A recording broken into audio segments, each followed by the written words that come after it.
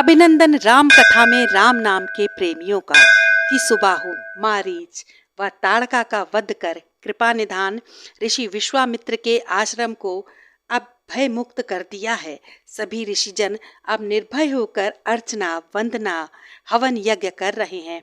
अभी दोनों भाई ऋषि आश्रम में ही हैं कि ऋषि विश्वामित्र की कृपा छाया में है कि मुनिवर के आश्रम में जनकपुरी से संदेशवाहक संदेश लाता है कि मिथिला नगरी में राजा जनक की पुत्री का स्वयंवर है।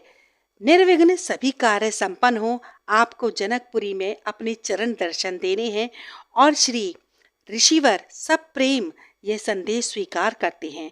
तदुपरांत ऋषिवर दोनों भाई राम व लखनलाल को ये संदेश सुनाते हैं कि मिथिला नरेश अपनी पुत्री सीता का स्वयंवर आयोजन करने जा रहे हैं और हम चाहते हैं ऐसे ऐतिहासिक दृश्य को देखने जहां अनेकों राजा राजकुमार अपने बल कौशल का प्रदर्शन करेंगे। तुम भी भाग लो। तब राघव पूछते हैं, हे ऋषिवर, स्वयंवर तो मिथिला पुत्री जब कर रही हैं तब वह जिसे चाहे अपना जीवन साथी चुन सकती हैं, अपना वर चुन सकती हैं। फिर वहां बल कौशल दिखाने की क्या आवश्यकता है। तब ऋषि विश्वामित्र बताते हैं, सीता कोई साधारण कन्या नहीं है तथा राजा जनक के पास भगवान शंकर का एक अलौकिक धनुष है जो उन्हें देवताओं को दिया था भगवान शंकर ने, और देवताओं ने अपनी धरोहर संभाल कर रखने के लिए महाराज जनक के पूर्वज महाराज देवराज को दे दिया था।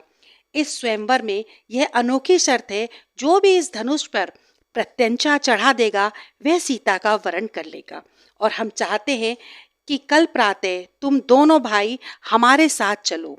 दोनों भाई ऋषि चरणों का अनुसरण करते चले जा रहे हैं कि रास्ते में सौभाग्य प्राप्त होता है गंगा माता के दर्शनों का। तब ऋषि वर वहां बैठते हैं, पहले पुष्पों से उनका गंगा माता का नमन करते हैं। तदुपरांत उनके ही कुल की वीर गाथा उन्हें सुनाते हैं। हे राम, ये गंगा तुम्हारे पूर्वजों की ही देन है। तुम्हारे ही उज्जवल वंश से एक प्रतापी महाराजा सगर हुए थे। उन्होंने एक बार अश्वमेघ यज्ञ का प्रयोजन किया था। इंद्र मन ही मन उनसे ईर्ष्या भाव रखते थे, इसलिए उन्होंने यज्ञ का घोड़ा चुराया और पाताल लोक में गए और उन्होंने उस घोड़े को कपिल मुनि के आश्रम में बांध दिया। महाराज सगर को जब ऐसा पता चला, उनके सारे पुत्र अश्व को ढूंढते ढूंढते पाताल लोक जा पहुंचे। जब वो घोड़ा कपिल मुनि के आश्रम के बाहर बंधा देखा तो उन्होंने महात्मा कपिल को बहुत ही अपशब्द बोले। अपने प्रति ऐसा व्यवहार देख कपिल ऋषि ने उन्हें ये श्राप दिया और वहीं भस्म कर दिया।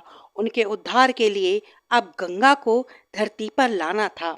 महाराज सगर, उनके पुत्र महाराज अंशुमान, उनके पुत्र महाराज दिलीप यह कार्य करने में असमर्थ रहे। सभी हो सका, परंतु यह कार्य सफल नहीं हो पा रहा था।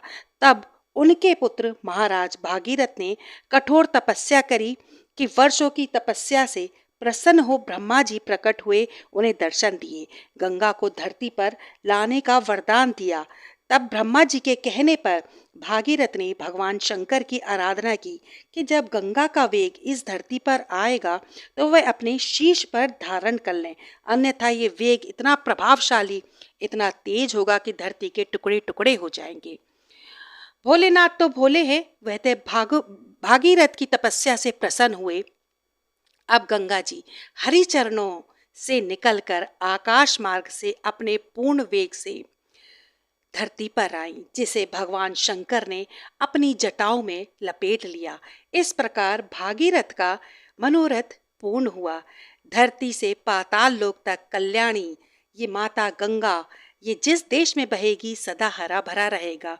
युगों युगों तक तीनों लोकों में इसकी जय जयकार होगी।